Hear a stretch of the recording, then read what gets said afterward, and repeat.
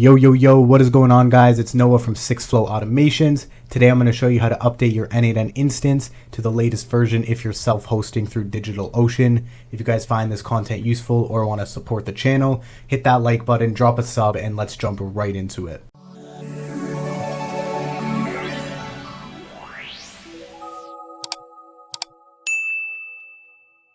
Alright, so for those of you who have yet to set up your local hosted n8n instance, I'm going to link a video up above where I walk you through exactly how to do so through DigitalOcean. I highly recommend doing this because it's a lot cheaper than paying for n8n's cloud instance, and you get all the capabilities that you do local hosting compared to cloud hosting. So go check that out if you haven't done so already. Alright, so now let's jump into it. I'm going to show you how to update your n8n instance through DigitalOcean when a new version has been released. It's a very simple process. This is going to be an extremely quick tutorial. The first thing we want to do is go into n8n to check if there is a new version available. To do that, you're just going to go in the bottom left corner. You'll see a button called What's New. Let's just click that, and you'll see a bubble pop up that says we are one version behind, and it was released 1 hour ago. All right, so now to actually update your n8n instance, let's go over to DigitalOcean and go ahead and log into your account if you haven't already done so, and just select your first project. Then we will tap on our n8n Droplet,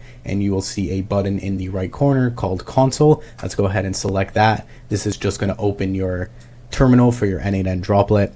And now there's just a few lines that we need to run here, so you can either copy and paste it, which I will paste down below for you guys, or you can just type it out with me. The first thing we're going to do is change our directory to our n8n Docker-Caddy. So to do this, we're just going to type in cd, and we'll go /opt/n8n-docker-caddy, like that. This is going to bring us to our new directory where we can pull the latest version, which we will do right now. So to do that, we're going to type in docker compose pull, just like that, and just let it load up. It's going to grab all the new features that n8n has implemented. So it may take a little bit if you're a lot of versions behind. For me, I'm only one version behind, or none at all, so that went really quick.